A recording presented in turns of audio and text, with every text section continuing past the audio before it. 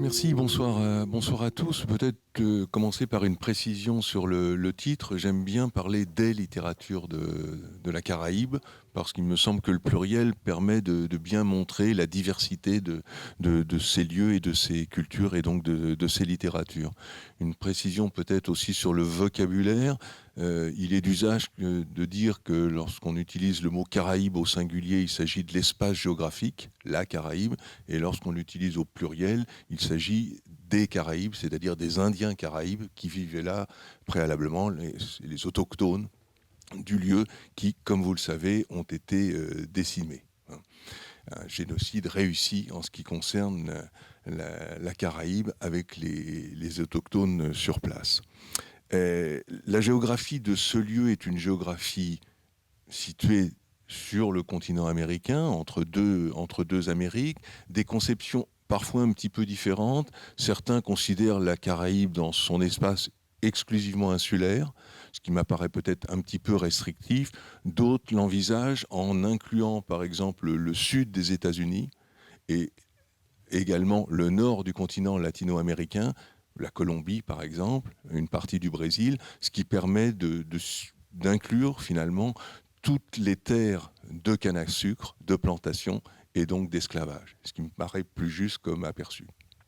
Néanmoins, ce soir, il s'agit de la Caraïbe francophone, donc je vais limiter mon propos à la Martinique, la Guadeloupe, Haïti, et y inclure un tout petit peu la Guyane, bien que ce soit une terre qui soit en dehors de l'espace maritime, mais c'est une sorte d'île au milieu du continent latino-américain. Et c'est une géographie américaine, mais c'est une histoire qui est liée à l'Afrique, contre son gré, et à l'Europe, de son plein gré.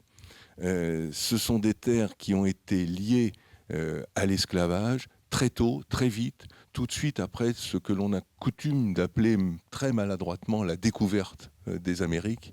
J'aime bien le point de vue haïtien qui dit que un jour, un cacique haïtien s'est promené sur une plage et il a découvert Christophe Colomb. J'aime bien ce renversement de l'histoire qui nous permet d'éviter un petit peu à notre européocentrisme. Donc, après cette venue de Christophe Colomb vers les Indes occidentales, comme ils vont appeler ces lieux,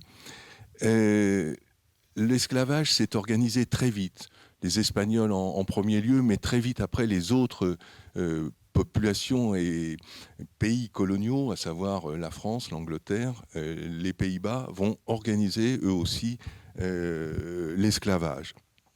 Et finalement, la population qui se trouve aujourd'hui, c'est le résultat un petit peu comme des strates géologiques de populations qui sont arrivées sur ces lieux. Les Indiens autochtones, Arawak et Caraïbes, comme je l'ai dit, les colons européens, les esclaves africains, puis, dans un deuxième temps, on le sait moins, les coulis indiens qui ont été amenés pour remplacer les Africains qui ne venaient plus puisque l'esclavage avait été supprimé. Et puis, dans un temps beaucoup plus récent, au XXe siècle, d'autres populations sont venues. Je pense aux réfugiés asiatiques, qui sont assez nombreux, en Guyane en particulier, et puis aussi des populations beaucoup moins nombreuses, mais très importantes dans l'économie locale, à savoir les commerçants syro-libanais et les commerçants chinois. Et si je dis cela, c'est parce que très souvent, dans les livres, dans les romans, la présence de ces commerces tient un rôle très, très important. Et ces populations ont amené leur culture, ont amené leur religion, ce qui fait que très souvent dans ces îles, et là j'élargis le panorama au-delà de la seule ère francophone, les religions afro-européennes sont nées. Une sorte de syncrétisme religieux est né à partir du vaudou. Ça donne ici la santeria, ici le candomblé du côté brésilien, ou autre syncrétisme, le rastafari, le mouvement rastafari avec le reggae. Et les langues se sont mêlées. Les créoles sont nés, des créoles à origine française, des créoles à origine anglaise et d'autres créoles néerlandais également. Et ce qui fait la communauté de ces terres, je le disais tout à l'heure, c'est à la fois d'être des terres de canne à sucre et des terres de plantation et des terres d'esclavage. Voilà ce qu'il est, hélas, les fédère. Sur le plan de la littérature, la naissance de ces littératures est venue en gros au XIXe siècle, un petit peu avant quelques auteurs isolés, mais les premiers auteurs ont eu à cœur que surtout on ne distingue pas d'où ils venaient et qu'on ne distingue pas leur couleur de peau. Ils voulaient se fondre dans la masse, ils voulaient être romantiques parmi les romantiques, parnassiens parmi les parnassiens. Et surtout, on ne dise pas « Ah, voilà un auteur d'ici ou de là ». Ils ont même joué un petit peu la carte postale, en rajoutant dans l'exotisme, en faisant du joli. Mais un certain nombre d'auteurs sont venus, on est là au début du XXe siècle, dire non, c'est pas ça qu'il faut faire. Suzanne Césaire en tête disant c'est de la littérature doudou.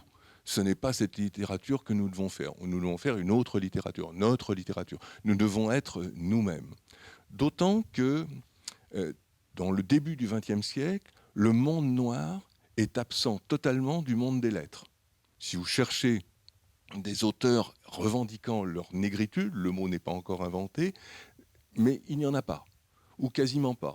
Le regard sur l'Afrique qui est porté et qui amène le monde noir, c'est un regard exotique, colonial. C'est Pierre Loti, c'est Kipling pour le monde anglophone. C'est-à-dire que c'est un regard qui observe l'autre, qui ne le met pas en scène ou qui le met en scène à travers des yeux européens.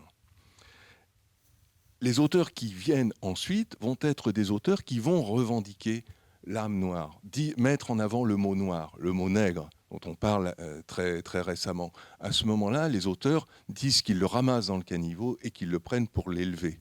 Et évidemment, lorsque le mot nègre est emprunté et utilisé par Senghor ou par Césaire, il n'a pas la même valeur que lorsqu'il s'agit de personnes d'un racisme évident et qu'ils le mettent comme une opprobre et comme une injure. Et il se trouve que dans l'histoire littéraire, il y a un moment singulier, très étonnant, dans l'histoire de ces littératures que l'on a appelées au début les littératures négro-africaines. On mettait dans un même ensemble les littératures venues de l'Afrique et les littératures venues de la Caraïbe. Le point de convergence étant le mot noir, le mot négro-africaine. Ces auteurs, curieux hasard, mais très beau hasard, très objectif de l'histoire littéraire, 3 jeunes étudiants vont se retrouver à Paris dans les années 30. Léon Gontran Damas, il vient de Guyane. Aimé Césaire, il vient de Martinique. Léopold Sédar Senghor, il vient du Sénégal. 3 personnalités qui vont devenir des poètes majeurs de l'histoire littéraire du monde. Césaire a été, de son vivant, le poète le plus étudié dans le monde. Senghor a terminé sa carrière à l'Académie française et est un des auteurs qui est cité dans toutes les anthologies. Damas est peut-être un petit peu moins connu, mais il est quand même une figure de la littérature française. Et ces 3 poètes vont être aussi les 3 personnalités politiques les plus importantes de leur lieu d'origine. Et pas n'importe quelle personnalité. Damas va être député de Guyane. Césaire va être maire de Fort-de-France, député de la Martinique et le plus long mandat de la Ve République. Senghor va être député français, puis premier président de la République du Sénégal de 1960 à 1980. Vous imaginez, ces 3 personnages, ils sont jeunes, ils sont étudiants, l'un est à la Sorbonne, l'autre va être à l'École normale supérieure, et ils se rencontrent, ils sympathisent parce qu'ils sont noirs, ils se demandent d'où ils viennent, et ils vont créer ce mot de négritude qui va fédérer. Ils disent, mais nous aussi, on a quelque chose à dire au monde. Pour l'instant, le monde nous ignore. Le monde, nous en sommes absents d'un point de vue littéraire. Nous avons des choses à leur dire. Alors, le premier d'entre eux, nous allons l'entendre, c'est le moins connu, Léon Gontran Damas. Il vient de Guyane. Il est venu à Paris, lui aussi. C'est un homme qui va ensuite beaucoup voyager. Il va aller au Brésil, il va aller aux États-Unis.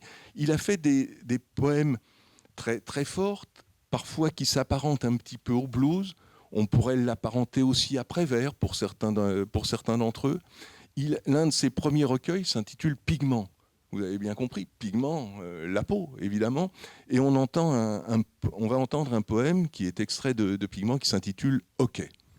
Hoquet dans le sens, le hoquet de la gorge.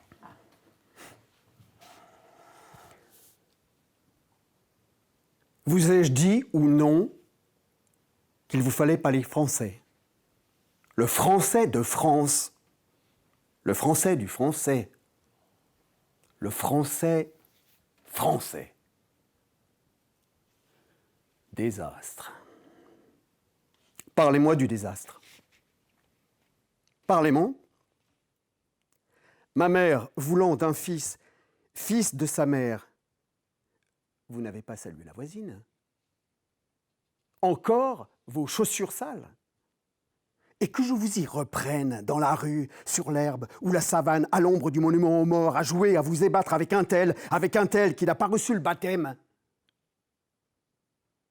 Ma mère, voulant un fils très doux, très ré, très mi, très fa, très sol, très la, très si, très do, très ré, mi, fa, sol, la, si, do, il m'est revenu que vous n'étiez encore pas à votre leçon de violon. Un banjo. Vous dites un banjo. Comment dites-vous? Un banjo. Non, monsieur. Vous saurez qu'on ne souffre chez nous ni ban, ni jo, ni gui, ni tard. Les mulâtres ne font pas ça. Laissez donc ça aux nègres. Léon Gontran dans Damas. Ces poètes vont s'exprimer dans un premier temps essentiellement dans des revues. Ces revues vont être l'émanation des écrivains, des étudiants martiniquais de France, puis des étudiants tout court de France. Ces revues, elles vont s'appeler Légitime Défense, le titre est significatif. Elles vont s'appeler L'étudiant noir, autre titre significatif. Elles vont s'appeler Tropique, et un petit peu plus tard, Présence africaine. Présence africaine, revue qui existe encore aujourd'hui. Il n'y a pas beaucoup de revues littéraires qui existent 70 ans après leur création. La librairie est toujours rue des Écoles, la maison d'édition est toujours présente, et Madame Diop, qui était là à l'ouverture, avec Alioune Diop, son mari, est toujours également présente. Au Japon, ce serait un trésor vivant. C'est quelqu'un qui a vécu l'histoire, et qui a accompagné l'histoire, qui a fait l'histoire. Le second auteur dont je parlais, auteur majeur, Aimé Césaire, a donc été maire de Fort-de-France. Donc le poétique et le politique ont très vite joué un rôle et ont été ensemble dans sa vie, mais pas que dans la sienne, dans beaucoup de vies d'auteurs. Césaire disait « Ma voix sera la voix des voix qui n'ont pas de voix ». Donc il voulait parler au nom de ceux qui ont toujours été niés, qui ont été absents dans l'histoire tout court et dans l'histoire littéraire. Il voulait parler à la place et au nom d'eux. Et bon nombre d'auteurs ont suivi cet exemple-là. Bon nombre d'auteurs d'Afrique ou de la Caraïbe se sont référés à cette phrase et ont dit « Nous aussi, nous allons être les porte-paroles de ceux qui n'ont pas de voix ». Césaire a écrit le cahier d'un retour au pays natal, on va tout de suite en entendre un exemple, un extrait, mais Césaire est aussi un homme qui a écrit du théâtre, un théâtre qui a été joué dès les années 60 en Avignon, Paris, à Paris également.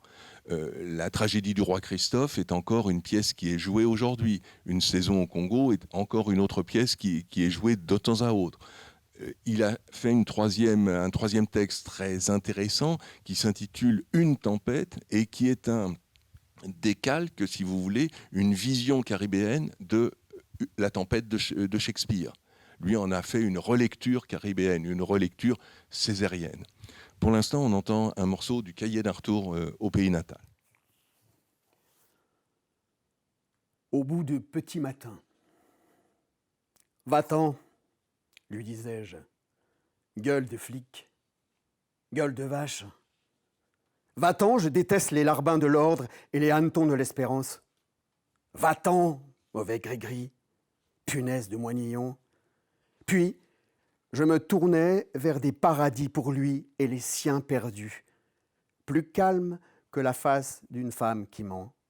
Et là, bercé par les effluves d'une pensée jamais lasse, je nourrissais le vent, je délaçais les monstres et j'entendais monter de l'autre côté du désastre un fleuve de tourterelles et de trèfles de la savane que je porte toujours dans mes profondeurs, à hauteur inverse du 20e étage des maisons les plus insolentes et par précaution contre la force putréfiante des ambiances crépusculaires, arpentées nuit et jour d'un sacré soleil vénérien.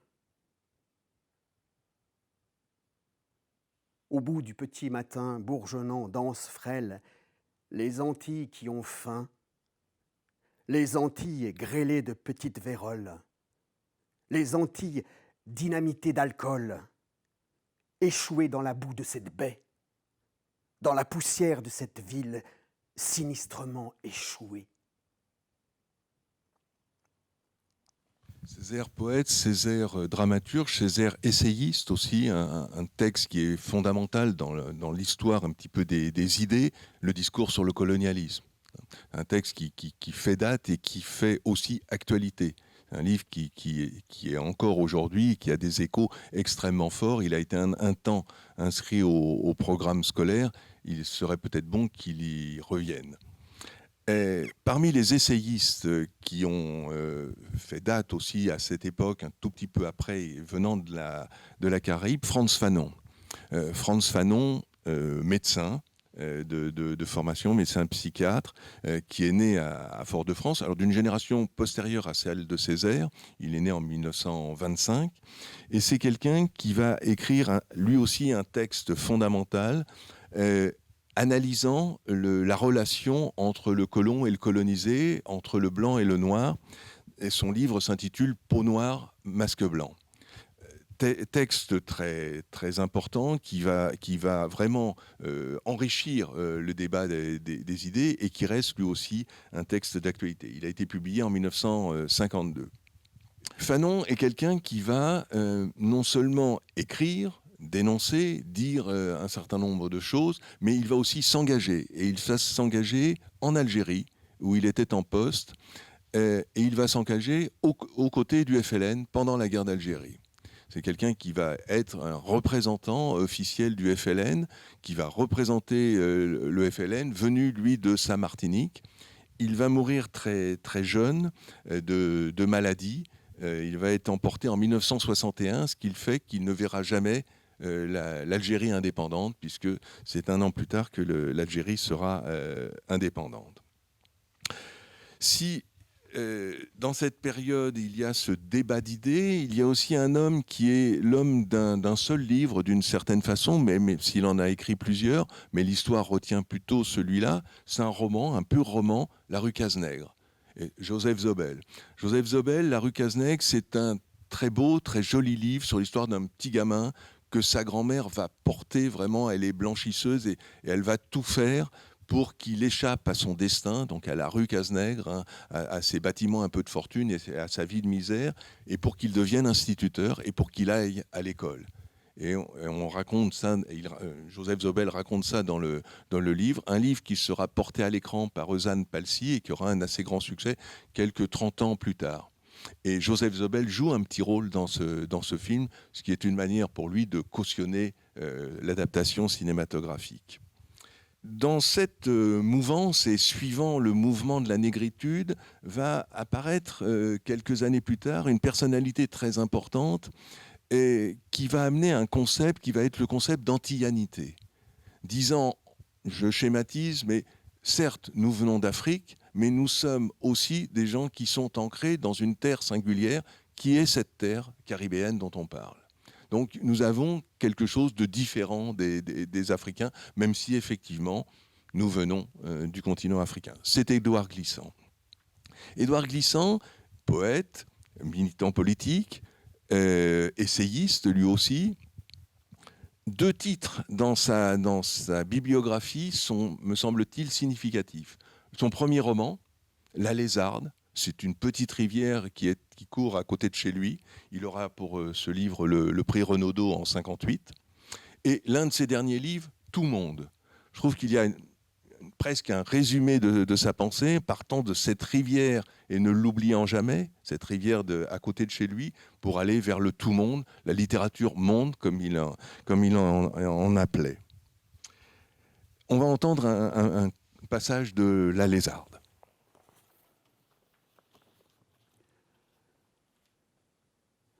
Voici le lieu, un étirement de tôle qu'avoisine familièrement la terre rouge. Entre la ville et les hauteurs, voici la route, gardée par le terrible fromager. À l'opposé, la plaine inaltérable, jusqu'aux blancheurs du sud. À l'ouest, la boucle tourmentée de la lézarde. Elle veut emprisonner la cité, mais soudain, elle se reprend, elle refuse ce gardiennage. Et vers l'est, passées les cannes sinistres, elle se perd dans son delta. Sa goulée est parcourue de courants sales. La lézarde n'a pas une belle mort. Pourtant, elle descend de belle façon les contreforts du Nord, avec ses impatiences, sa jeunesse bleutée, les tourbillons de son matin. Lorsque paraît le premier soleil, la lézarde, surprise en son détour, semble là s'assoupir, guetter l'astre, jouer à la dame prudente. Puis, soudain, elle bondit, c'est comme un peuple qui se lève. Elle débouche d'angle en angle et elle rattrape bientôt les écumes qu'elle a laissées sur ses rives, avaricieuse, occupée de toutes ses richesses, comme un usinier qui guette au fond de ses chaudières. Elle ne laisse ni la lie jaune, ni l'éclair bleu. Et la voilà, dans le grand matin, joyeuse et libertine. Elle se déshabille et se réchauffe. C'est une fille nue et qui ne se soucie des passants. Elle baigne dans sa promptitude. Éternelle, et l'eau passe sur l'eau.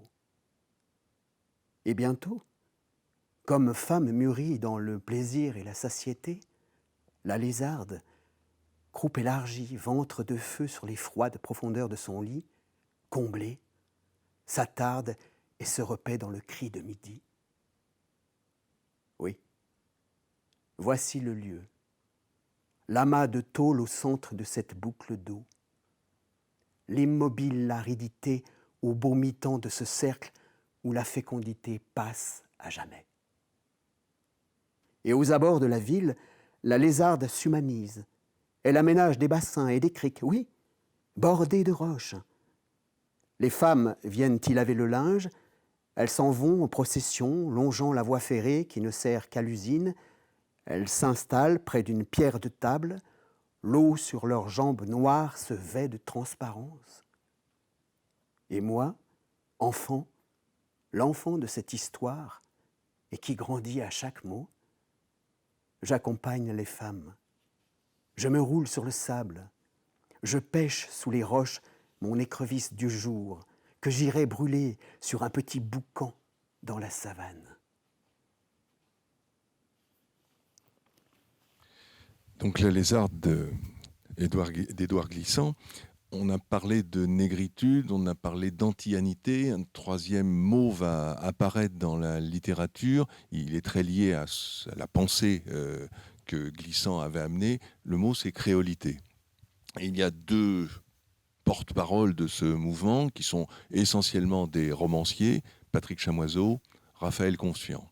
Deux auteurs assez proches et en même temps assez différents. Patrick Chamoiseau va très vite dans sa carrière obtenir le prix Goncourt avec un livre qui s'intitule Texaco. Texaco, c'est un quartier de Fort-de-France, une sorte de bidonville de Fort-de-France, et il ancre son roman dans ce quartier. Chamoiseau est quelqu'un qui a toujours porté l'histoire, porté le temps d'avant, le pays d'avant, le temps qui a été rayé, gommé de l'histoire, et qui l'a amené jusqu'à aujourd'hui. Il écrit un livre, par exemple, qui s'intitule « L'esclave vieil homme et le molosse ». C'est l'histoire d'un nègre qui fuit la plantation, ce qu'on appelle un nègre marron, qui entre en marronnage, qui rentre en résistance, dans le maquis, aurait-on pu dire pendant la Seconde Guerre mondiale, si on voulait faire le parallèle. Et le molosse, évidemment, c'est le molosse du maître qui poursuit ce vieil esclave. Patrick Chamoiseau, qui s'intéresse au monde aussi, l'un de ses derniers livres s'appelle « Frères migrants ». Et il évoque les migrants qui sont sur la mer Méditerranée, qui échouent à Lampedusa, par exemple. C'est quelqu'un aussi qui a écrit des récits d'enfance. Il raconte son enfance dans un très joli livre qui s'intitule « En temps d'enfance ». En temps étant écrit à la façon créole, A-N-T-A-N, en temps d'enfance. Son compère, ils sont tous les deux nés dans les années 50, début des années 50. Raphaël Confiant est un romancier extrêmement productif, d'autant plus productif qu'il produit à la fois en français et en créole. Il publie et il écrit dans les deux langues. Et il a écrit, par exemple, Le Nègre et l'Amiral. Le nègre, on retrouve le mot, hein, encore une fois, et l'amiral. Alors, c'est un amiral qui a fait date dans l'histoire, c'est l'amiral Robert. C'était celui qui dirigeait les forces vichysoises pendant la guerre en Martinique. En Martinique, on parle même du temps Robert, hein, pour évoquer cette époque vichysoise. C'est quelqu'un qui amène de l'humour dans son lit. Il aime les endroits où l'on boit, les endroits où l'on joue au dé, les endroits où sont organisés des combats de coqs. Et il met tout cela en avant et en scène avec un certain humour et une certaine drôlerie.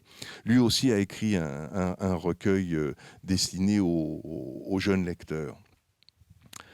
Très vite après, je suis obligé de passer très vite et de ne pas citer tous les noms qui évidemment ont publié, mais une figure très importante qui s'inscrit peut-être un peu en marge, qui ne veut pas être ni dans le mouvement de la négritude, ni totalement dans celui de l'antillanité, de la créolité. C'est celui de Maryse Condé, une grande dame des lettres, guadeloupéenne, qui est passée par un moment de sa vie en Afrique, où elle a pris le nom de Condé, et puis au moment de l'indépendance de la Guinée, puis elle est revenue ensuite à Paris, et puis elle a enseigné toute sa vie.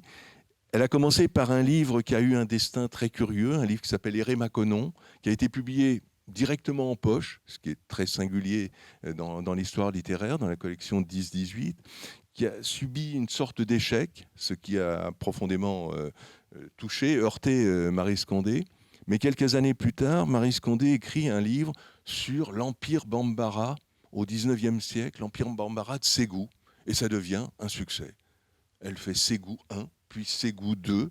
Elle devient une des auteurs les plus importantes, les plus en vue, celle dont on met en bandeau par Maryse Condé. Et curieusement, c'est pour ça que je raconte cette histoire, son premier livre est réédité sous un autre titre, En attendant le bonheur, cette fois en grande version brochée, avec un bandeau par l'auteur de Ségou, Maryse Condé. Et évidemment, tout d'un coup, ce livre a un accueil bien meilleur, parce que on connaît le nom de Maryse Condé, elle est devenue une femme reconnue.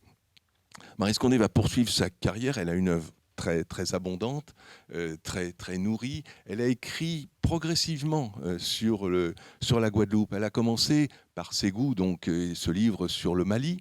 Puis ensuite, elle a écrit Moi Tituba, sorcière de Salem, donc ça se passe plutôt aux États-Unis. Puis elle a abordé la Caraïbe avec un très joli livre qui s'intitule Traversée de la mangrove. Et peu à peu, elle est arrivée sur son île natale de la Guadeloupe. Elle a raconté aussi dans des récits autobiographiques sa vie de jeune étudiante à Paris avec ses parents. Elle raconte cela dans Le cœur à rire et à pleurer et dans La vie sans phare. On va entendre un extrait du Cœur à rire et à pleurer. Aujourd'hui, je me représente le spectacle peu courant que nous offrions, assis aux terrasses du quartier latin dans le Paris morose de l'après-guerre. Mon père, ancien séducteur au maintien avantageux, ma mère, couverte de somptueux bijoux créoles, leurs 8 enfants, mes sœurs, yeux baissés, parés comme des chasses, mes frères adolescents, l'un d'eux déjà à sa première année de médecine, et moi, bambine, outrageusement gâtée, l'esprit précoce pour son âge. Leur plateau en équilibre sur la hanche, les garçons de café voletaient autour de nous, remplis d'admiration comme autant de mouches à miel. Ils lâchaient invariablement, en servant les diabolonantes « Qu'est-ce que vous parlez bien français ?» Mes parents recevaient le compliment sans broncher ni sourire et se bornaient à hocher du chef. Une fois que les garçons avaient tourné le dos, ils nous prenaient à témoin. « Pourtant, nous sommes aussi français qu'eux. » Soupirait mon père. « Plus français !» renchérissait ma mère avec violence. Elle ajoutait en guise d'explication: nous sommes plus instruits, nous avons de meilleures manières, nous lisons davantage. Certains d'entre eux n'ont jamais quitté Paris, alors que nous connaissons le Mont Saint-Michel, la Côte d'Azur et la Côte Basque. Il y avait dans cet échange un pathétique qui, toute petite que j'étais, me navrait. C'est d'une grave injustice qu'il se plaignait. Sans raison, les rôles s'inversaient. Les ramasseurs de pourboires en gilet noir et tablier blanc se hissaient au-dessus de leurs généreux clients. Ils possédaient tout naturellement cette identité française qui, malgré leur bonne mine, était niée, refusée à mes parents. Et moi, je ne comprenais pas en vertu de quoi ces gens orgueilleux, contents d'eux-mêmes, notables dans leur pays, rivalisaient avec les garçons qui les servaient. Un jour, je décidai d'en avoir le cœur net. Comme chaque fois, quand j'étais dans l'embarras, je me tournais vers mon frère, Alexandre, qui s'était lui-même rebaptisé Sandrino pour faire plus américain. Premier de sa classe, les poches bourrées des billets doux de ses gamines, Sandrino me faisait l'effet du soleil dans le ciel. Bon frère, il me traitait avec une affection protectrice. Mais je ne me consolais pas d'être seulement sa petite sœur, oubliée aussitôt qu'une taille de guêpe passait alentour ou qu'un match de football débutait. Est-ce qu'il y comprenait quelque chose au comportement de nos parents ? Pourquoi enviait-il si fort des gens qui, de leur propre aveu, ne leur arrivaient pas à la cheville ? Nous habitions un appartement au rez-de-chaussée dans une rue tranquille du 7e arrondissement. Ce n'était pas comme à la Pointe où nous étions vissés, cadenassés à la maison. Nos parents nous autorisaient à sortir autant que nous le voulions et même à fréquenter les autres enfants. En ce temps-là, cette liberté m'étonnait. Je compris plus tard qu'en France, nos parents n'avaient pas peur que nous nous mettions à parler le créole ou que nous prenions goût aux gros cas, comme les petits nègres de la Pointe. Je me rappelle que ce jour-là, nous avions joué à chat perché avec les blondinets du premier et partagé un goûter de fruits secs, car Paris connaissait encore les pénuries. Pour l'heure, la nuit commençait de transformer le ciel en passoire étoilée. Nous nous apprêtions à rentrer avant que l'une de mes sœurs passe la tête par la fenêtre et nous, elle, les enfants, papa et maman, dites venir. Pour me répondre, Sandrino s'adossa contre une porte cochère. Sa figure joviale, encore marquée par les joues rondes de l'enfance, se recouvrit d'un masque sombre. Sa voix s'alourdit. « T'occupe pas », laissa-t-il tomber. Papa et maman sont une paire d'aliénés. Maryse Condé, qui en 2018 a obtenu le prix Nobel alternatif. Cette année où il n'y a pas eu le prix Nobel officiel, c'est Maryse Condé qui a eu ce prix Nobel alternatif. Superbe reconnaissance pour elle-même et, comme elle l'a dit, pour la Guadeloupe également. À côté de Maryse Condé, une autre femme aussi qui a laissé une belle trace dans la littérature, Simone Schwarzbart, donc l'épouse d'André Schwarzbart, l'auteur qui avait obtenu le prix Goncourt pour le dernier des Justes.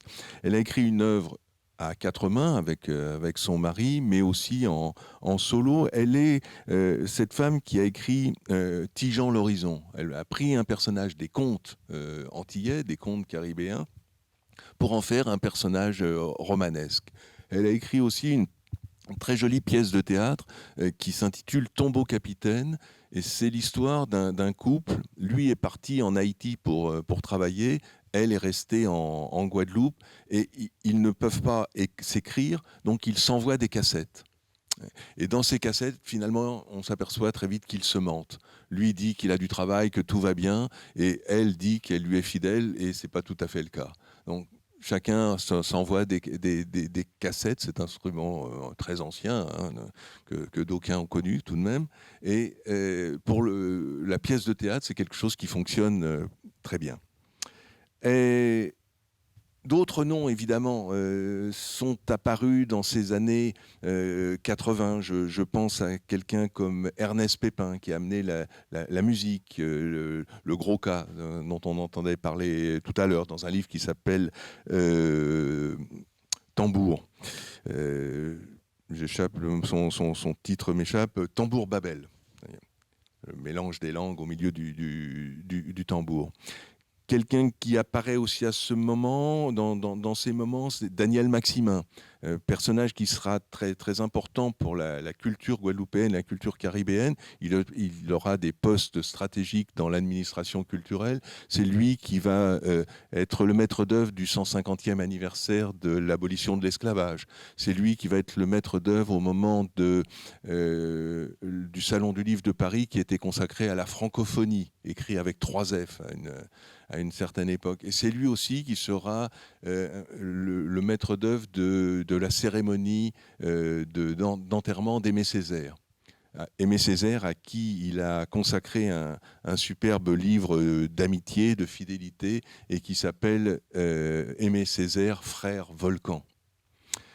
C'est quelqu'un, Daniel Maximin, qui apporte beaucoup, qui met en scène la Caraïbe dans sa dimension naturelle, tellurique. Les volcans sont présents. L'un de ses livres s'appelle Soufrière.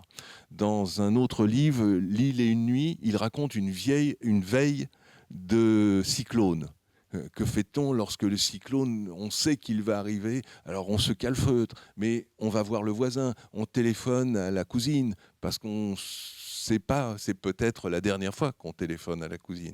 Donc la force des volcans, la force des ouragans, la force de la nature d'une façon générale, chez Daniel Maximin est très présente, comme chez les autres auteurs. La force de la nature est très présente dans ces îles d'une façon générale et dans la littérature par voie de conséquence. Xavier Orville, c'est quelqu'un qui était un agrégé d'espagnol, qui a travaillé auprès de Senghor et d'Abdou Diouf au Sénégal, et il a amené, lui, en tant qu'agrégé d'espagnol, il avait lu beaucoup d'auteurs latino-américains, et il a amené toute une veine très latino-américaine dans ses romans. Il raconte, par exemple, dans un livre qui s'appelle Le Marchand de larmes, c'est quelqu'un qui vend des larmes. Alors si vous voulez pleurer et que vous avez besoin de larmes, ce monsieur était là pour vous rendre service. On est dans une sorte de merveilleux un petit peu baroque. On est dans la réalité, mais on fait un pas de côté. Il raconte aussi dans un très joli livre, La Voix des cerfs-volants, un homme est mort. Et au-delà de sa mort, il écoute ce que disent ses amis ou ses faux amis à son chevet. Et il commente celui qui vient déplorer sa disparition alors qu'il a été son ennemi pendant toute sa vie. Et donc il fait des commentaires à propos de ça. Vous voyez, donc un réel qui s'en va vers le surnaturel de temps à autre. Un peu plus près de nous, Gisèle Pineau, guadeloupéenne, elle aussi, qui a amené, elle est née à Paris, de parents guadeloupéens, donc elle a amené cette dimension des auteurs qui sont d'ici et qui sont de là-bas, et de temps en temps ne savent plus très bien où est là-bas et où est l'ici, ils sont entre les deux. Elle a raconté cela dans un livre destiné aux enfants qui s'intitule Un papillon dans la cité. Elle l'a fait dans un autre livre qui s'appelle L'exil selon Julia. Et L'exil selon Julia, c'est un dialogue entre une petite fille et sa grand-mère. La grand-mère, personnage très important des livres et du monde antillais. Et c'est un dialogue entre cette petite fille qui est née là, à Paris, ils vivent dans la banlieue parisienne, et puis cette grand-mère qui est née évidemment en Guadeloupe et qui évoque sa Guadeloupe passée vers laquelle elle voudrait revenir. Plus récemment encore, Fabienne Canor. Fabienne Canor est une jeune femme qui, elle, a mis en scène, et c'est relativement rare, un épisode de la traite. Elle a imaginé une traversée de la traite, et elle a prêté voix à 14 femmes qui ont une destinée tragique, et le mot est fait, puisqu'elles ont été emmenées comme esclaves, et elles ont préféré la mort plutôt que de se rendre à destination. Et elle fait revivre les voix de ces 14 femmes dans un livre qui s'appelle Humus. Plus récemment encore, je vais citer 4 femmes qui sont entre la France hexagonale et la Martinique et la Guadeloupe. Une femme que vous connaissez, mais sous une autre destinée que littéraire, Audrey Pulvar. Avant d'être, en même temps qu'elle était journaliste, elle avait écrit un livre qui s'appelle L'Enfant Bois, dans lequel elle racontait l'histoire d'une petite fille finalement mal aimée et qui était de retour sur son île natale et qui découvrait des secrets de famille. Et elle essayait de démêler un petit peu ces secrets de famille. Autre jeune femme qui a une destinée un petit peu semblable, Gaëlle Octavia. Ce sont des livres très récents. Hein. Celui de Gaëlle Octavia a été publié en 2017. Donc, vous voyez, on est dans une histoire récente. Elle raconte, le destin de 4 femmes racontées par une 5e. On est dans une banlieue parisienne. Ça s'appelle Le Quartier. Ça n'est jamais précisé, on ne sait pas exactement où on est. Et elle va nous raconter 4 femmes vivant à proximité dans ce quartier. Certaines viennent effectivement de Martinique et Guadeloupe, mais d'autres sont aussi originaires d'autres lieux. Jessica Oublié est une jeune femme qui très récemment, là on est 2018-2017, une bande dessinée qui s'appelle Pays en nous, mais ça s'écrit de façon créole, Pays, P-E-Y-I, et en, A-N, et nous, N-O-U. Et c'est l'histoire de cette jeune femme. Elle est née en métropole également. Elle a une famille guadeloupéenne et elle a entendu que dans la famille, il y avait des choses qu'on disait, des choses qui étaient tues, des secrets qui étaient ça et là. Et elle a surtout découvert comment sont venus ses parents et comment certains oncles et tantes sont restés sur place en Martinique et en Guadeloupe. Et pour raconter cette histoire, elle fait référence à ce qui s'est appelé en France le BUMIDOM. Le BUMIDOM, c'est un acronyme pour dire le Bureau des migrations destiné aux DOM-TOM. C'est-à-dire que c'est un bureau qui recrutait des personnes dans les DOM-TOM pour les intégrer dans l'administration. Et c'est une des explications, si ce n'est l'explication, pour la présence, souvent assez nombreuse, dans les postes, dans les douanes, dans la police, à la RATP, à la SNCF, d'un certain nombre du moins dans les années, et les 30 glorieuses, hein, on est dans les années 60-70, de ces personnes qui sont venues donc de la Caraïbe. Certaines de leur plein gré, d'autres un petit peu forcées par la famille en disant bah, toi qui as ton brevet, qui as ton baccalauréat, bah, oui, vas-y, et puis bah, tu pourras nous aider, et puis toi, tu auras une meilleure vie. Bon. Et puis il y a ceux qui ont refusé. Et ce qui fait que les années passant, certains ont été perçus comme des traîtres, parce qu'ils étaient partis vers, comme on dit, la métropole, et donc ils avaient quitté le pays. Et puis ceux qui sont partis, certains en étaient contents, mais d'autres n'étaient pas très contents. Et lorsqu'ils retournaient au pays, ils n'étaient peut-être pas accueillis comme ils l'avaient espéré. Et puis ils ne retrouvaient pas le pays qu'ils avaient quitté. Bon, et tout ceci traité en bande dessinée d'une façon très, très intelligente et très jolie en même temps. Et puis enfin, la dernière, c'est Estelle Sarah Bull, qui a écrit ce livre avec un titre très étonnant, Là où les chiens aboient par la queue. Bon. Alors elle est née à Créteil, mais de parents d'un père guadeloupéen et d'une mère qui vient du nord de la France. Donc une métisse. Et elle aussi, elle a entendu dans sa famille des gens qui, à son avis, méritaient d'être connus, reconnus, entendus. Donc elle les a fait parler, elle a fait parler sa tante, elle a fait parler son père, elle a fait parler une autre de ses tantes. Et entre ces deux tantes, il y a un personnage qui est absolument extraordinaire, qui s'appelle Antoine. Bon, alors déjà, c'est une femme au franc-parler, mais une femme qui s'appelle Antoine en plus, et qui va nous raconter sa vie. Et Estelle Sarah Bull le fait dans une langue qu'elle ne connaît pas. Elle ne parle pas le créole et elle va matiner, boucaner sa langue de mots, d'expressions créoles entendus ou recréés auprès de sa tante. C'est un premier roman, mais c'est un premier roman tout à fait réussi, et vous aurez la chance, si vous venez l'écouter demain, de la découvrir et de l'entendre de vive voix.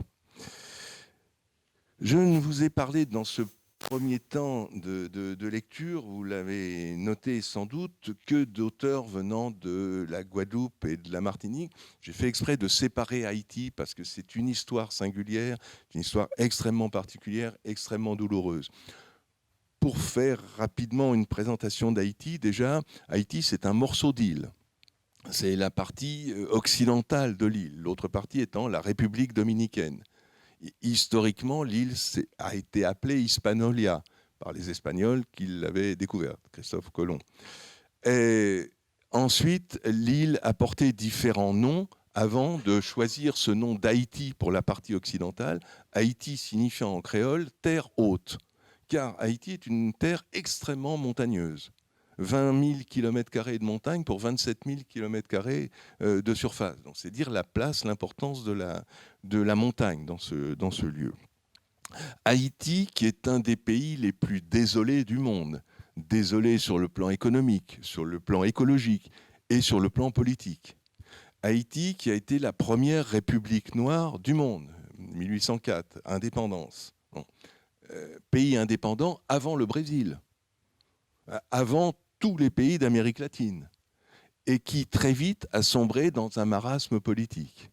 Des combats de chefs entre Dessalines, qui a été assassiné 1 an après avoir pris le pouvoir, entre Pétion, entre le roi Christophe, dont Césaire fera une pièce de théâtre, entre ces gouvernants, des querelles, des assassinats. Vous ajoutez à ça des interventions extérieures, les interventions américaines en particulier, par 2 fois dans l'histoire. Vous ajoutez à ça le 12 janvier 2010 avec le tremblement de terre.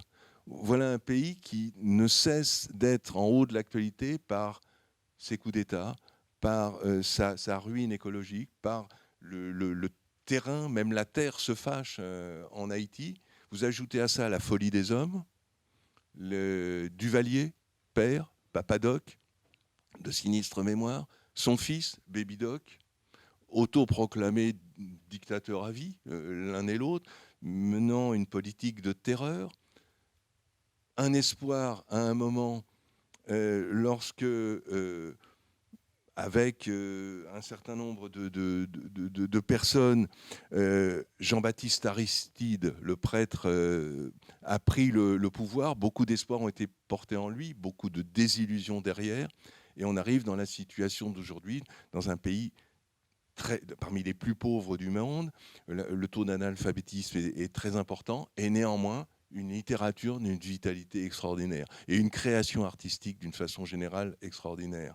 Raoul Peck est un cinéaste reconnu, il vient d'Haïti. Basquiat, un parent haïtien du côté de la peinture. L'art naïf haïtien est reconnu. Le travail sur Fer Forgé est reconnu. Bon nombre d'artistes, la musique, la chanson, des artistes majeurs sont venus d'Haïti. Pour ce qui est de la littérature, alors vous avez un certain nombre là aussi de pionniers qui ont précédé, mais faisons rapide. Et les 2 premiers noms qui sont un petit peu les fondateurs du roman haïtien moderne, Jacques Roumain, Jacques-Stéphane Alexis, des auteurs qui vont apparaître dans les années 50. Jacques Roumain avec un livre qui est resté et qui fait date, qui est Gouverneur de la Rosée. Gouverneur de la Rosée, c'est en gros une histoire d'un jeune homme qui revient de Cuba, qui découvre que son village est asséché, il n'y a plus d'eau pour irriguer les terres, et il va trouver une source. Il va trouver une source, et il va également épouser la fille du clan opposé. Et tout ça, ça amène des querelles. C'est Roméo et Juliette façon Haïti, hein, mais dans un monde de la paysannerie haïtienne. Un superbe livre, là aussi avec une langue très belle, qui est aussi avec une présence créole qui est là, qui apparaît dans ses phrases. Et c'est un roman qui fait date. Là aussi, la littérature et le politiques font bon ménage. Jacques Roumain va être le fondateur du Parti communiste haïtien. Donc c'est lui qui va fonder le PC en Haïti. Compagnons de route, ils sont à peu près au même moment, Jacques-Stéphane Alexis. Lui, Jacques-Stéphane Alexis, il amène vraiment, je l'évoquais à propos de Xavier Orville, mais il avait précédé Xavier Orville de ce point de vue-là, en amenant le merveilleux baroque. Il amène dans sa littérature tout un merveilleux baroque qui est tout à fait remarquable. Et lui aussi va s'engager dans le combat politique, et dans le combat politique tout à fait réel et concret, puisqu'il va organiser un débarquement sur l'île d'Haïti. Débarquement à la manière de Castro et de ses compagnons à Cuba. Il va tenter la même chose. Pour lui, l'aventure se terminera sur la plage. Il va être assassiné et il laissera uniquement 4 romans. Un 5e a été retrouvé. Le premier, peut-être le plus connu, s'appelle Compère Général Soleil. Et Compère Général Soleil, c'est l'histoire d'un brave homme qui s'appelle Hilarius Hilarion, qui a volé pour manger et qui se retrouve en prison. Et il se retrouve en prison avec un militant communiste. Et ce militant va lui apprendre la révolte d'une certaine façon, une idéologie pour structurer son caractère de rebelle. Et à côté de ces 2 hommes fondateurs, une femme, Marie Vieux-Chauvet, qui va être une femme assez extraordinaire, en ce sens où elle va écrire quelques romans qui ne sont pas restés, mais l'un d'entre eux va rester. C'est une trilogie qui s'appelle Amour, colère et folie. 3 temps, et 3 temps dans lesquels cette femme va raconter une histoire familiale. Et en particulier, elle dit qu'elle est l'aînée d'une famille dans lesquelles les cadettes, plus claires de peau qu'elle, vont être privilégiées, vont être mises en avant, alors qu'elle va toujours être délaissée. Et elle va révéler des secrets de famille, au point que son mari va acheter tous les exemplaires des livres de façon à ce que ces livres ne circulent pas. Et donc le livre va disparaître de la circulation pendant un certain nombre d'années. Elle va devoir s'exiler à New York, elle va évidemment se remarier, et évidemment divorcer, et ensuite se remarier, on peut la comprendre. Et le livre est aujourd'hui réédité et on peut de nouveau lire cette parole féminine très importante dans les années 50. Et toujours en Haïti, la littérature s'écrit, hélas, et vous l'aurez deviné, beaucoup en exil. Étant donné les circonstances, évidemment, les gens ont envie de partir. L'un des premiers à partir, René de Pestre, un des plus connus, il a quitté l'île, il vit toujours aujourd'hui dans les Corbières, il a quitté l'île à l'âge de 20 ans. Bon. Il en a aujourd'hui plus de 80, près de 90. C'est un homme qui a été extrêmement mêlé au mouvement politique et culturel lié assez proche du Parti communiste. Il a été proche de Fidel Castro. Il s'est occupé de l'information à un moment à Cuba. Il a été proche de Jorge Amado, le romancier brésilien. Il a été secrétaire de Neruda, le poète chilien. Donc on est dans cette mouvance culturelle, artistique. C'est quelqu'un qui était un poète, mais aussi un romancier. Il a écrit plusieurs romans dans lesquels se mêle un vagabondage à travers le monde, une sorte de géolibertinage amoureux. Il va aller de lieu en lieu, raconter un certain nombre de ses frasques, inventées ou réelles. Un recueil de nouvelles s'intitule « Eros dans un train chinois ». Et bon, Eros n'est pas seulement dans un train chinois, il est aussi à Moscou, il est aussi à São Paulo au Brésil, un petit peu partout dans le monde, au gré de ses voyages. Et il a écrit aussi un très beau livre qui est Adriana dans tous mes rêves. Adriana s'écrivant avec H-A. Adriana, c'est l'histoire d'une jeune femme qui va mourir le jour de ses noces. Et elle va ensuite être transformée en zombie, donc être une sorte de vivants parmi les morts et de morts parmi les vivants. Hein. Si à la place d'Adriana H.A., on écrit Haïti, H.A. également, est-ce que Haïti n'est pas mort le jour de ses noces, c'est-à-dire le jour de l'indépendance? Est-ce qu'il n'y a pas eu quelque chose comme ça?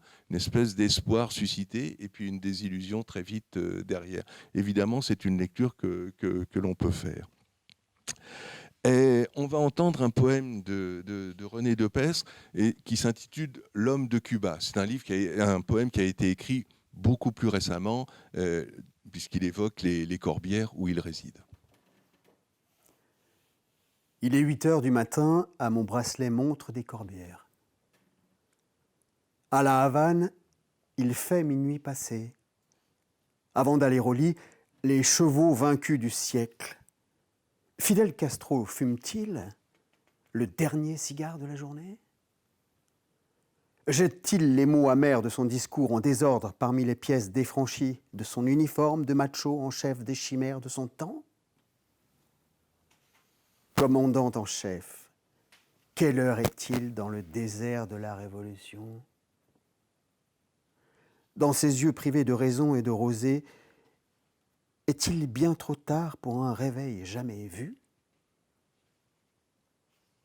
Quelle heure est-il à Cuba dans la poésie ou dans l'histoire de la philosophie?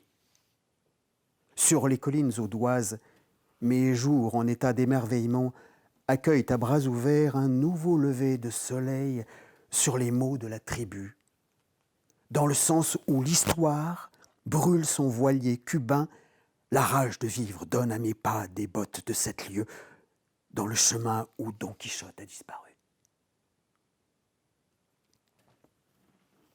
René Depestre. À côté de René Depestre, en exil aussi, mais lui un exil parisien, Jean Métellus, qui est un poète, romancier, qui a vécu à Paris, qui était médecin dans un hôpital parisien, et qui a eu la particularité d'écrire, d'une part, toute une série de romans avec des personnages appartenant à une même famille, la famille Vortex. C'était le nom du premier roman de la série. Il a eu aussi une autre initiative. Il a écrit un roman qui s'appelle Une eau forte et qui se passe dans le monde de la peinture en Suisse.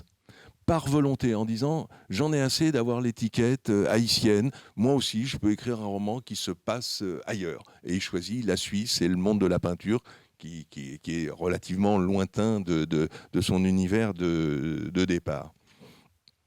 Et parmi les auteurs qui sont venus en France, je voudrais citer Mimi Barthélémy, qui est une conteuse absolument remarquable, qui est décédée relativement récemment et qui était une femme qui a porté vraiment l'oralité haïtienne sur bien des scènes et dans bien des bibliothèques, d'ailleurs parce qu'elle intervenait souvent dans les bibliothèques. Quelqu'un qui a écrit des livres aussi, qui ne s'est pas contenté de l'oralité.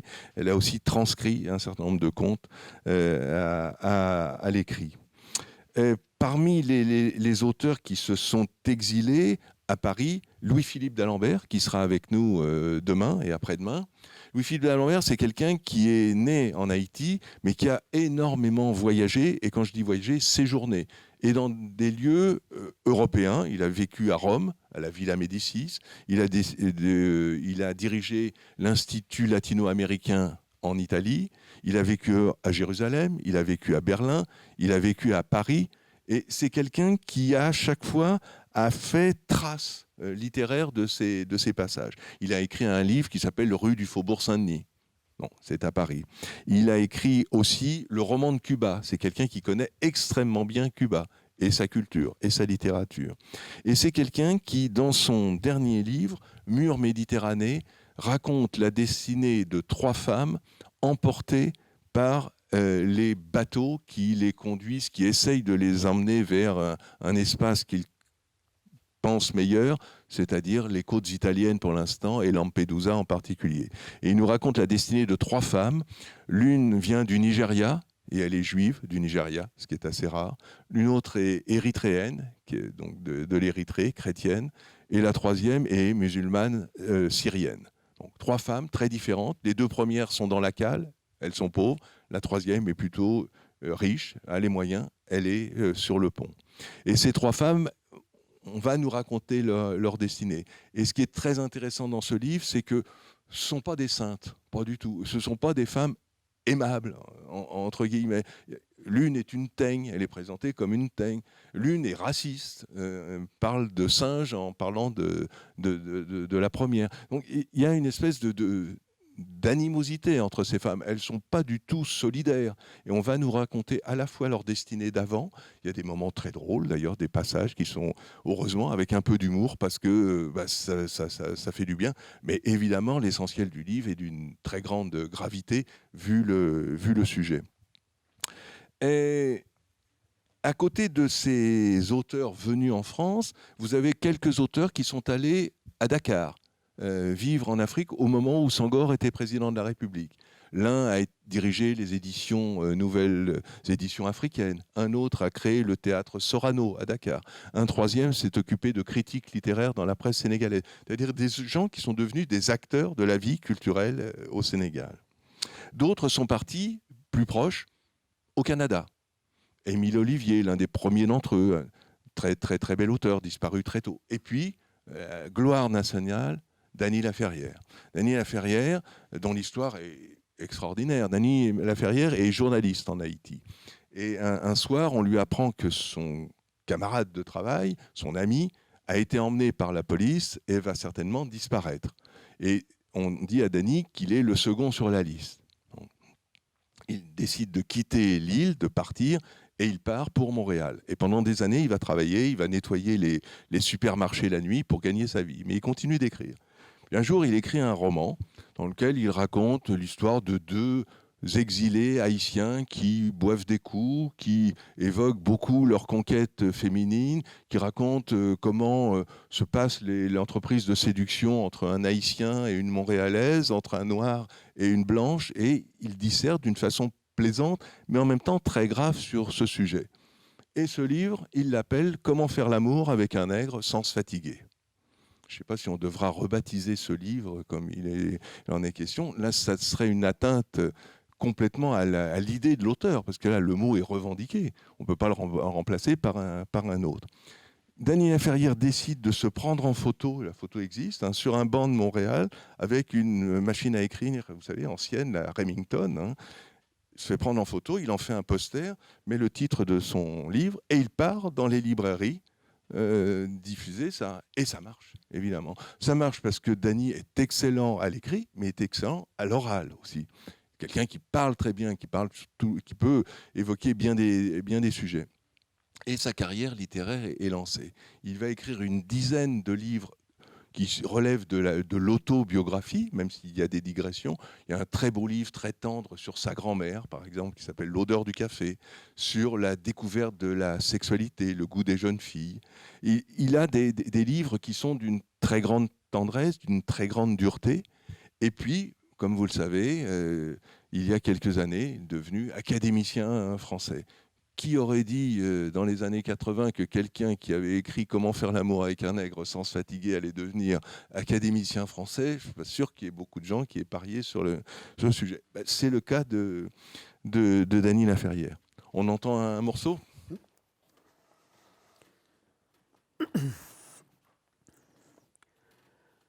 Je jette d'abord un premier coup d'œil. Le bar est presque désert. Deux filles, plutôt excentriques, bavardent à l'entrée en fumant des cigarettes égyptiennes. « Tu viens d'où » me demande brutalement la fille qui accompagne Miss Littérature. À chaque fois qu'on me demande ce genre de questions, comme ça, sans prévenir, sans qu'il y ait été question auparavant du National Geographic, je sens monter en moi un irrésistible désir de meurtre. Je la regarde dans sa jupe en tweed assortie d'un corsage blanc en tissu très fin. Il n'y a rien à faire, c'est une snob. Mise snob. « Tu viens de quel pays » me redemande-t-elle. Le jeudi soir, je viens de Madagascar. Le garçon arrive avec ses cheveux blonds et son visage botticellien. Un xérès, fit Miss Snob. Un kir pour Miss Littérature. Un screwdriver pour moi. Lorsqu'on veut être traité avec un minimum d'humanité, il faut éviter, dans ce genre de boîte, de commander de la bière. Le barman est habillé à la mode du jour, il circule sans arrêt d'un bout à l'autre du comptoir qui doit bien faire 7 mètres. Son visage blanc bouge sans cesse, comme une poupée mécanique sur fond de briques rouges. Poupée mécanique plonge comme un pêcheur d'huîtres sous le comptoir du bar pour ramener les jus d'orange qu'il verse dans un verre à long col avec un quart de vodka, le tout en 8 secondes 3 dixièmes, sous le regard imperturbable de 2 masques du Bénin. Marguerite Duras passe à la Cinémathèque cette semaine. Miss Snob s'est tapé 2 films cet après-midi. « Tu as vu India Song ?» me demande Miss Littérature. « Superbe !» répond à ma place Miss Snob. Nous replongeons dans nos verres respectifs. Miss Littérature revient à la charge 5 minutes plus tard. Elle veut faire savoir à Miss Snob que son mec n'est pas un demeuré. « Tu as vu Hiroshima, mon amour ?» me demande-t-elle, comme pour me permettre de me reprendre. « Non, dis-je. »« Bon, ce nègre est un demeuré. »« Juste quelques rushs, ajoutai-je, par pitié pour Miss Littérature. D'un air 48% Baba Cool, 12% Black Panther, 9,5% blasé et 0,5% sexy. Rush, rugit Miss Snob. Je lâche. C'est Patrick Staram, le bison ravi qui avait organisé une projection privée lors du dernier passage de MD à Montréal. Tu lui as parlé ? À qui ? Tu as parlé à Marguerite Duras ?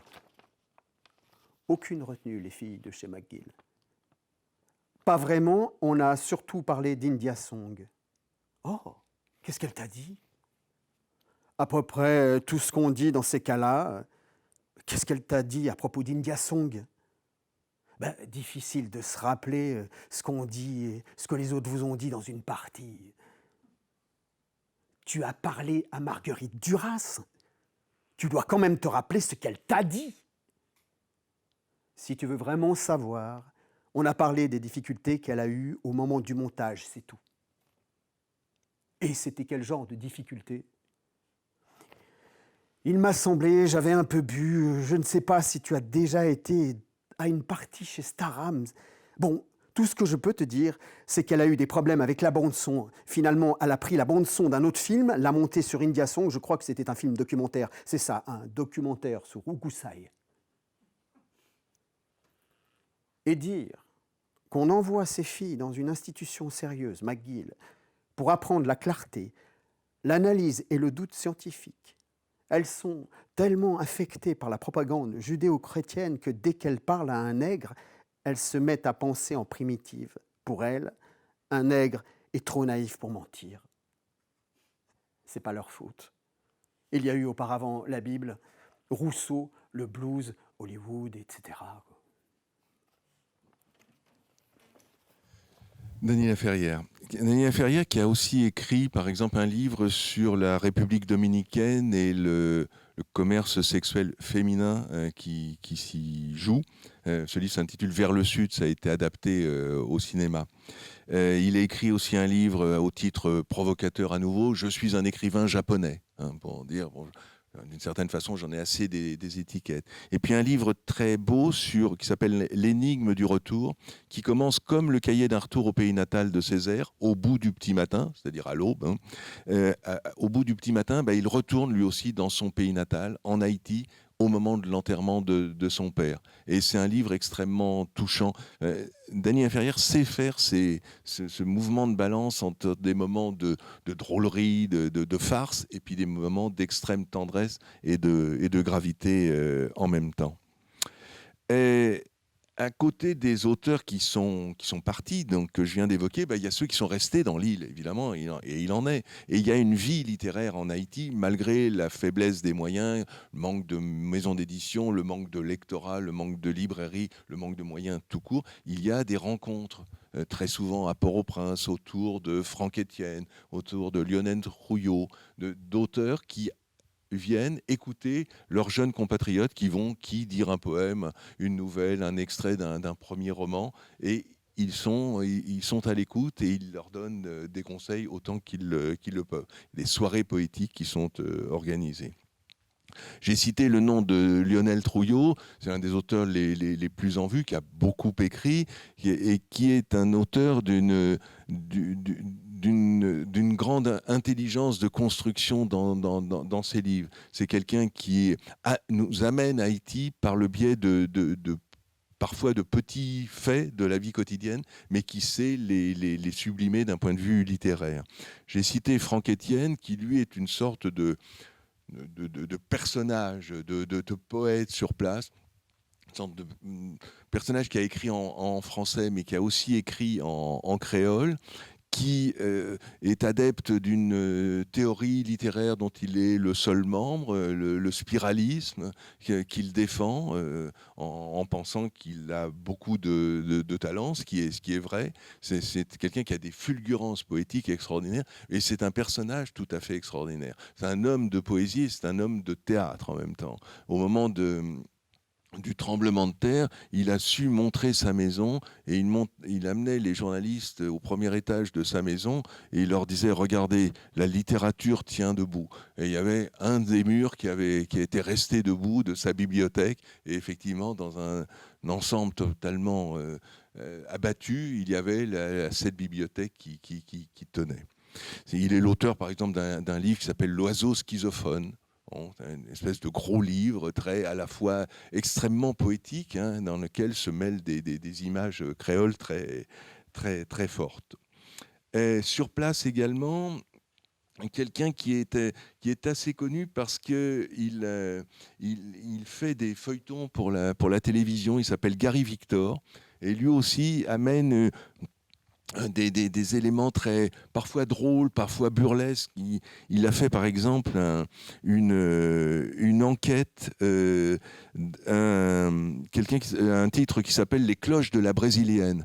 Et la Brésilienne, c'est un clocher. La Brésilienne, c'est une énorme cloche. Et la cloche a disparu. Alors, on mène l'enquête. Et qui mène l'enquête? Un inspecteur alcoolique. Bon, ça, on le trouve dans d'autres romans policiers. C'est pas... Mais il est flanqué d'un curé breton et d'une beauté dominicaine. Donc là, ça commence à faire un trio assez étonnant. Donc on est dans le burlesque, mais on est aussi dans la gravité, parce que là aussi, derrière les cloches de la Brésilienne, on peut faire une autre lecture. Je pourrais citer sur place quelqu'un comme Émilie Prophète aussi, qui est très active, quelqu'un comme James Noel, qui est aujourd'hui maintenant en France, Caitlin Mars. Vous avez une littérature extrêmement vivace, de poètes, mais aussi de romanciers dans ce pays qui est pourtant totalement désolé, comme je l'ai dit. Et pour terminer, je voudrais recroiser un petit peu tout ce que l'on a dit sur ces auteurs et l'histoire par les thématiques qui sont abordées dans ces littératures. L'un des thèmes abordés, pas forcément le plus important, mais en tous les cas le titre premier, le pays d'avant. Quand je dis le pays d'avant, c'est l'avant, c'est l'Afrique, c'est le passé raturé, c'est le rapt. Hein. C'est l'histoire aussi avec un grand H dans le pays d'avant. C'est les figures de Toussaint Louverture, de Christophe, du Nègre Marron qui sont là, qui sont des figures de l'histoire. Autre thématique, la terre, le pays, dire le pays, le montrer sa beauté. On a entendu tout à l'heure Édouard Glissant, la nature est extrêmement présente. C'est l'exaltation de la nature et en même temps c'est la déploration, parce que la nature est devenue totalement ruinée, en particulier en Haïti. Christophe Colomb arrivant dit c'est une merveille en voyant, et c'est luxuriant. Et aujourd'hui c'est désolant. Et les thématiques, l'insularité, l'île, la singularité de cette insularité, la mer qui est à la fois l'obstacle et en même temps le moyen par lequel nous sommes venus, par le moyen par lequel nous pouvons repartir. Et la couleur de peau noire, masque blanc, la hiérarchie des couleurs. Comment la hiérarchie des couleurs vient dans la vie sociale, dans la vie politique. Comment on peut dire d'une enfant qui naît d'un père plus clair ou d'une mère plus claire, il a eu la peau sauvée. La couleur de peau est importante, pas de la même façon en Guyane, en Guadeloupe, en Martinique et en Haïti, mais néanmoins présente dans les trois lieux. L'évocation de la femme, assez différente. La femme, oui, la mère, la grand-mère, extrêmement présente, souvent des femmes seules, qui ont élevé leur enfant, leur petit-enfant, seuls. Le mari est parti, ou le mari est absent, ou le mari est décédé, l'absence de l'homme.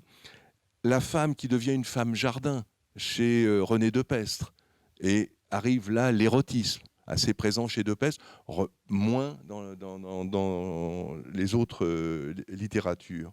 La magie, le vaudou, d'une façon générale, le mystère, ce qui est un petit peu merveilleux, chez Gary Victor, mais chez René Depestre, le personnage du zombie, ce personnage mort, vivant, on ne sait pas très bien ce qu'il est. Évidemment, la révolte, l'engagement, le nègre marron, mais aussi le marronnage contemporain, c'est-à-dire l'engagement politique, je l'ai cité tout à l'heure, d'un certain nombre d'auteurs, certains, Jacques-Stéphane Alexis, ayant payé de sa vie son engagement politique, d'autres étant, comme René Depestre, passés par la case prison. L'exil, ou dans le cas précis, l'ex-île, et tous ces personnages qui sont venus en France travailler ou qui sont nés en France et qui évoquent un pays qu'ils connaissent bien pour y avoir vécu pour certains, ou qu'ils ne connaissent pas parce qu'ils sont nés à Créteil, mais ils vont l'évoquer néanmoins dans leur littérature. L'exil, l'errance. Beaucoup de personnages de ces romans sont des héros en partance. On vient d'arriver, on va partir, on a un billet dans la poche, on a l'espoir de retrouver le pays natal. Et il y a aussi une littérature qui intègre l'ailleurs. Je veux dire par là qu'un certain nombre d'auteurs qui sont en exil vont écrire sur Paris parce qu'ils sont à Paris, vont écrire sur Miami parce qu'ils sont à Miami, à Montréal, à Dakar, où ils vont écrire dans un lieu imaginaire. Et enfin, la gravité, la douleur est présente dans ces littératures. Les douleurs, c'est celle du 12 janvier 2010 en Haïti, mais c'est aussi les douleurs d'une éruption volcanique, les éruptions humaines, et elles sont nombreuses, la politique, les assassinats, la vie qui est une survie plus qu'une vie, la misère quotidienne. Et l'humour est présent parce que, pas dans tous les livres, mais dans beaucoup de livres, parce qu'il est nécessaire, parce que ce serait trop terrible sans cela. Et puis, il y a quelque chose qui joue aussi un certain rôle important, surtout en Haïti, c'est la parenté latino-américaine. Ces auteurs latino-américaines ont influencé un certain nombre d'auteurs, ou du moins ces auteurs se sont trouvés dans une ligne littéraire qui est assez voisine de ces auteurs venus de Colombie, par exemple, Garcia Marquez, je pense à lui, ou du Chili, je pense à des auteurs comme Manuel Scorza, par exemple. Voilà, ce tour d'horizon des littératures caraïbes. Vous avez compris que c'était un tour d'horizon. C'est 1 heure pour parler d'un territoire très vaste sur une centaine d'années de création littéraire. Donc, évidemment, je n'ai pas cité tous les auteurs et tous les livres, loin de là. Mais je vous assure que pour en avoir lu beaucoup, faites votre tri, hein, choisissez, mais vous aurez quelques belles heures de lecture. C'est en tout cas ce que je vous souhaite en vous disant bonsoir et bonne lecture. Merci.